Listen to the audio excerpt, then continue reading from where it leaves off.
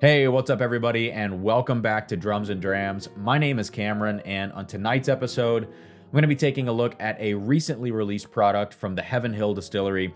This is Elijah Craig Toasted Barrel.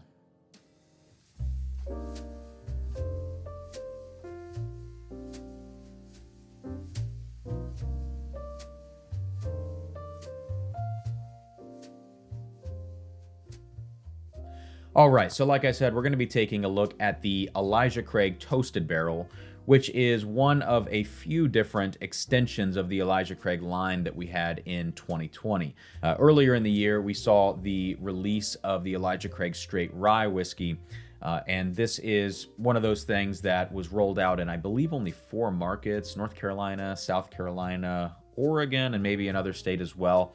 I managed to snag one of those from a family member who was at the beach in South Carolina at the time. And then in September 2020, Elijah Craig rolled out this Toasted Barrel, which is essentially just a double oaked variant of their Elijah Craig small batch. They take the 8 to 12-year-old Elijah Craig small batch and put it into another charred American oak barrel, this time just with a light char, basically a toasted barrel. And that's really competing with some other similar products on the market. Now, I think this is like a welcome addition to the Elijah Craig portfolio, right? I mean, we always want to see more variants coming out from these distilleries. We get the Elijah Craig barrel proof releases 3 times a year, which are usually incredible releases. And even if they're a little subpar, the value is so amazing that nobody can really complain. And now having a rye and this toasted barrel, it's just some really great stuff coming from Heaven Hill. This is still a pretty allocated product. The sort of secondary prices on this one fluctuate a little bit based on availability. For instance, right now it's sitting around $100, but traditionally has only been $80 to $85 on the secondary. The MSRP is, I believe, $50. That's what we pay here in Ohio for this release. So definitely a little bit pricier than the, $28 to $32 Elijah Craig small batch. But that's to be expected when you are re-barreling these for a second time in that toasted barrel to get, the sweetness of that second finish. So again, competing with other things on the market that are these double oaked products, the Old Forester 1910, the Woodford Reserve Double Oaked, which is probably the most regarded of these, or maybe the most prominent of these double oaked products. And then I know Jim Beam has one as well. Michter's Toasted Barrel Rye. All of these other different double oak products exist in the market, but I would say these 3 are the most affordable, most available, and most widely purchased of the bunch. So today what I'm going to be doing is tasting through the Elijah Craig Toasted Barrel first, and then I also have pours in front of me of both of these. And I'm not going to give a full review of those. I'm just going to, quickly compare notes and kind of give you the breakdown of, if your flavor profile is here, I think you're going to want to snag this release, or, vice versa. So we're going to go ahead and get started here. I think I already mentioned this, but if I haven't already, the Toasted Barrel is essentially just the 8 to 12-year-old Elijah Craig small batch put into a second barrel. I don't believe Heaven Hill has released how long that second barreling is, so I don't even want to speculate on it, but, that's pretty much what we get here. So let's go ahead and start now with this Elijah Craig Toasted Barrel and see what we get on the nose here. So it's really lovely and sweet on the nose, but it's not overpowering by any means. This thing comes in at the standard 94 proof of many of these Elijah Craig products, like the small batch and the straight rye. So a very approachable proof, not too much going on here on the nose. It's not really jumping out of the glass too much. The first thing I'm hit with is this sort of traditional note from these double oak products, which is just a heap of vanilla and marshmallow. The marshmallow is really sort of a characteristic thing when you add that additional sweetness of that second barrel. There's actually some light fruit going on in here too. And again, we'll compare it to these other releases and see how that stacks up. But to me right now, it's very different than the Woodford and the Old Forester. This is almost like a little bit of peach in here, like peach cobbler type notes. When you have that toastiness from the barrel, you have these lighter fruit notes that remind me of a peach. And then you also have some of that like traditional bourbon caramel in there going on. Yeah, so there's some baking spice on here too. More like nutmeg, I would say, than cinnamon or anything like that, or allspice. I think it's It's sweet, it's rounded out, it's not too sharp, not too cinnamon or pepper heavy or anything like that. Might be a little bit of apple on here in terms of fruitiness. But if there is, it would be more of like a caramelized apple, I suppose. And there's also some toasted coconut on the nose. And this is something I wanted to talk very quickly about as well. When I first cracked this open, there was something I couldn't place about it. There was kind of tropical fruit almost. When my fiance smelled this, she goes, "Oh, it's coconut. It's toasted coconut." And I was like, "Yes, it is. You're absolutely right." I hate coconut, so I figured I would have picked up on that. But I think it's because I never eat coconut that I didn't pick up on it. So there's definitely a coconut note going on in here that really like mixes with the vanilla and the marshmallow, kind of similar flavors and similarly bright flavors. So let's see what we get here on the palate now. Cheers.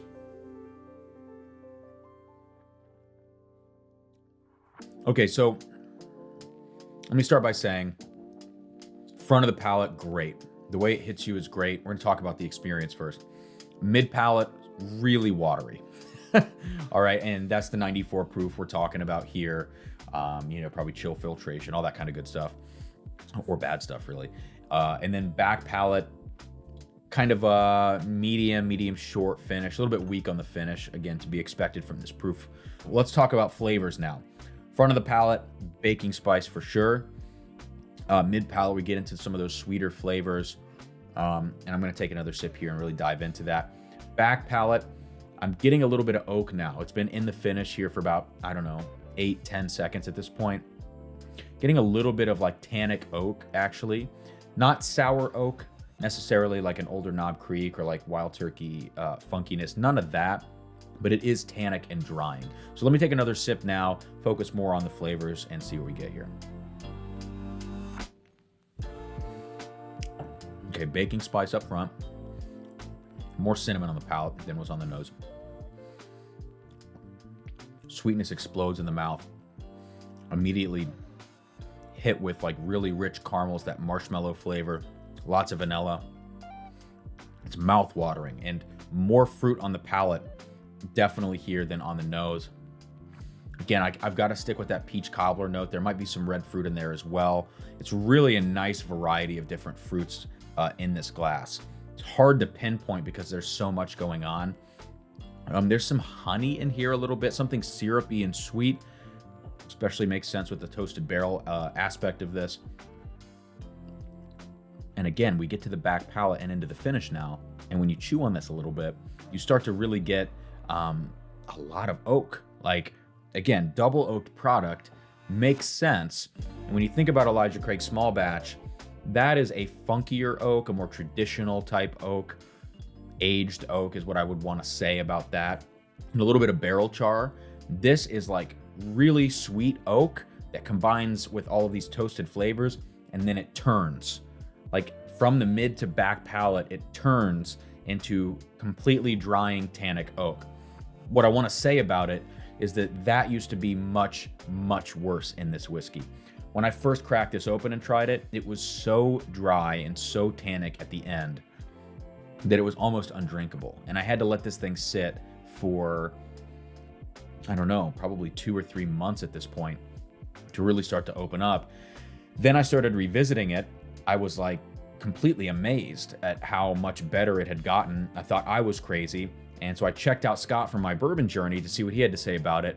And lo and behold, he said, give this thing some months, give it some time to open up, to air out a little bit.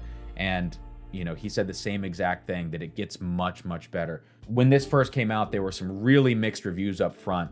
It's one of those that you pop open and you might even consider just getting rid of it if you don't like it so much. But if you really wait, I think it is worth the wait here. But I do hope future batches, future releases of this, they correct this problem, because it is too tannic straight out of the bottle. But right now, it is drying on the back palate. I actually like it because I think these other two that I'm about to taste, I can just go ahead and spoil it for you. Generally, I think they are too sweet. So I like this other variant where we have a little bit of a different profile, a little drier profile, all of that kind of stuff. Reminds me of more like a dry red wine, whereas these other two might be closer to sweet reds. I don't know anything about wine, so don't listen to me. But let's go ahead and get into it now. Into the Woodford Double Oaked is going to be the second glass that we try here. So see what we get on the nose. Whew, all right, so it's worth noting very quickly, this is a store pick. I don't have a shelfer version of the Double Oaked. Kind of is what it is. I hope it doesn't vary that much. But I don't want to shell out the $50 for another one of these because I don't like this one quite enough to do that, to even make this comparison. So tons of vanilla and marshmallow up front, sort of similar to the Elijah Craig here. But this one, this Woodford Double Oak, to me, has always had this very bready component to it. It almost reminds me of like unbaked bread in a way, kind of yeasty, those types of notes. I get that a lot on this Double Oaked. And of course, this could just be this particular single barrel store pick. But what it really reminds me of is, if any of you have had the Glenmorangie Alta Scotch, which is made with a special type of wild yeast, this reminds me a lot of that in that sort of bready sense. It just has this sort of baker's confectionery component in there that's just a little bit different. You get a lot of oak on here. And again, this is mostly sweet oak. It's not quite as bittersweet as the Elijah Craig. And, obviously your typical caramels and that kind of stuff. But the vanilla on here, to me, is stronger. The marshmallow is pretty strong. Maybe about as strong as the Elijah Craig. And then this weird bread component. And I've always gotten a funky char note from the Woodford Double Oaked for some reason. Sometimes I even say it's like, this is crazy. You're going to think I'm crazy. I don't know what I'm talking about. Like a barbecue note, like literal, like on the grill barbecue, that kind of a note. I get that sometimes from the Double Oaked. Again, could be the store pick. Who knows? Let's try it on the palate. Cheers. The Woodford is only 90.4 proof, but the mouthfeel is way better, in my opinion. Like, well, it might get as watery mid-palate, or maybe almost as watery mid-palate as the Elijah Craig does. But front of palate, it explodes in your mouth. And to me, it hits more like 100 proof at the very front of the palate, and then it starts to, resemble a 90.4 proof product. There's just a lot of baking spice up front with this Woodford Double Oaked. It's like really absorbed a lot more of that oak spice in there. And I really like the front of palate on this thing. Definitely some fruitiness in here as well. Some like lighter fruits, or just like honey drizzled fruits, I guess. One more sip. Definitely some dark cherry. There's that bread. There's that funky barbecue note. Funky char. Let me check out the finish. Pretty sweet in the finish so far. Pretty short finish as well. And I would say less oak, less tannic oak in the finish than the Elijah Craig. Okay, so we've got those two. The final sip for this review is going to be the Old Forester 1910. Whew. Okay, so this one, this is a sweet whiskey. Holy crap. Oh my God. Okay. So if you know anything about Old Forester, you know that everything smells like bananas. This definitely has that banana note. This, to me, is not like, we're not going to get into the specifics of how many brown spots this banana has. To me, this is like candied banana. Like, imagine what a banana tastes like. It's not that. It's the candy version of that. This is purely and sickeningly sweet. There's also a ton of candied cherry in here as well, and even some strawberry. Reminds you of, on the cherry side of things, like the crappy like Walmart cherries that you get, that not the Luxardo cherries, basically. You get a lot of that on here. And again, like I said, some of that strawberry sweetness as well. You get vanilla, you get some caramels. A lot of people talk about like getting a lot of oak on the 1910. That always confuses me a lot. And maybe my nose and my palate are just broken. Maybe I just don't like this whiskey very much, but I don't get a lot of oak here. I mean, if I had to accept the fact that there is oak on this one, I would just say, okay, it's all sweet oak, whatever the heck that means in this context, because I just don't get a lot of oak. I just get cloyingly sweet flavors, just disgustingly, sickeningly sweet flavors here. I've never been a fan of it. The 1920 for me is much, much better. A lot of people like to do a half and half blend and make a 1915. It's a great blend because you get the best of both worlds. I would go even more towards the 1920 though in that blend, because the 1910 is so freaking sweet. It's off-putting for me. It's so bright. That's really what the problem is. Like, to me, there's so much brightness in the flavor profile. It's not balanced out by anything in like the medium to darker end of the flavor spectrum. So it just ends up being really one-dimensional for me. All right, let's check out this this cherry banana mess on the palate. Cheers.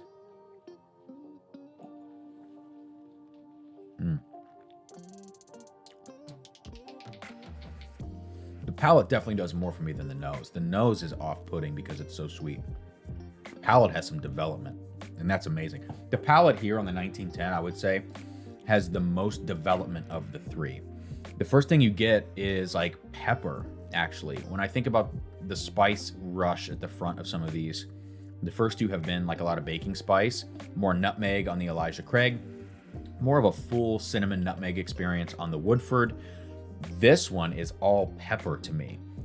It's more just like, it's more prickly, like I always say, prickly pepper, and less flavored like nutmeg or cinnamon. You would expect flavor to come from that. This one is just spicy without a distinct flavor associated with it.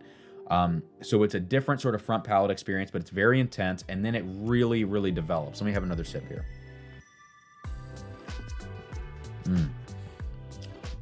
There's all the spice. It transitions into this burst of flavor. The cherry is a little darker on the palate than it appears on the nose. There's still the strawberry and the bright banana, but the caramel just takes over. It is overwhelming. There's a ton of vanilla going on here as well, and the oak is now apparent. Like, on the nose, it didn't make a lot of sense. On the palate, it's all of this sweet oak, but in addition to being just sweet, it's also woody, but not in the tannic way that you would expect or the funky way. You can just like literally taste all of the wood in the drink. It's hard to kind of describe that.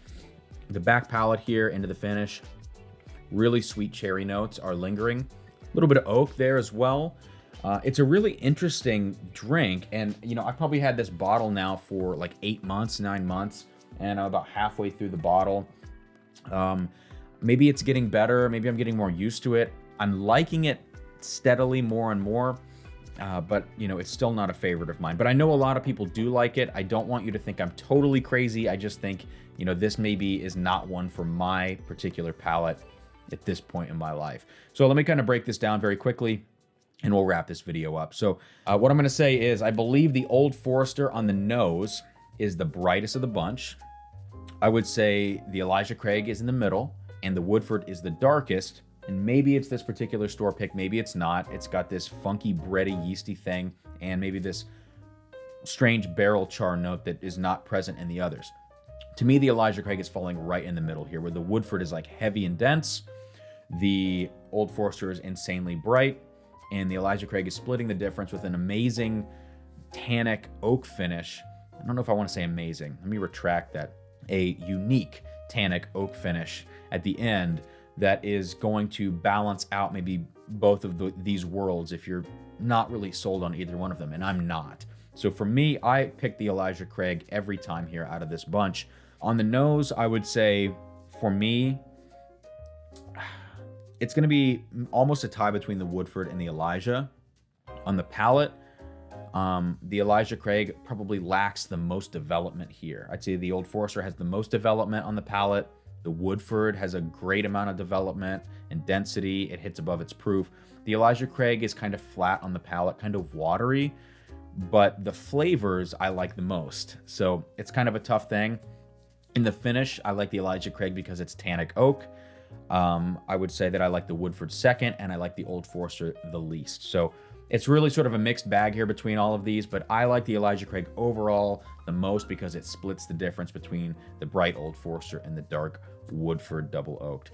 All right, so that's all I have for this video. If you haven't already, like, subscribe, comment, all those good things if you enjoy what you're seeing on the channel. I've waited till now, but I figured I should say something. All of my bottles have googly eyes now. My fiance did this one morning while I was sleeping in, and I decided to leave them on all the bottles because I think it's hilarious, and, she's proud of her work. She put a lot of time into that. So if you ever see this and I don't mention it anymore, I've just left them on there from whenever that was. Like I said, like, subscribe, comment, send me an email if you have any whiskeys you want me to review. If you have any samples you want to swap, you want to send in, anything like that, just drop me a line. Find me on Instagram, find me on Facebook, and I think that's all I've got here. Thank you guys so much for the continued support. Going live every Thursday at 8 p.m. Eastern Time, at least for right now. That could change in the future.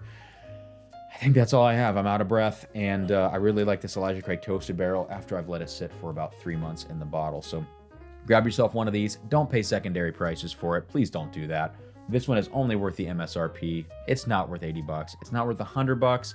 It is delicious, but let's hope that Elijah Craig continues to roll this out in higher quantities because Ohio hasn't seen it in quite a while and people are getting desperate, and that's not good for secondary prices. So Heaven Hill, send us more of this stuff. It's good juice. You just got to wait, for it to open up. So let's hope that the future releases are a little bit better and a little more balanced right out of the bottle. But until next time, cheers from Drums and Drams.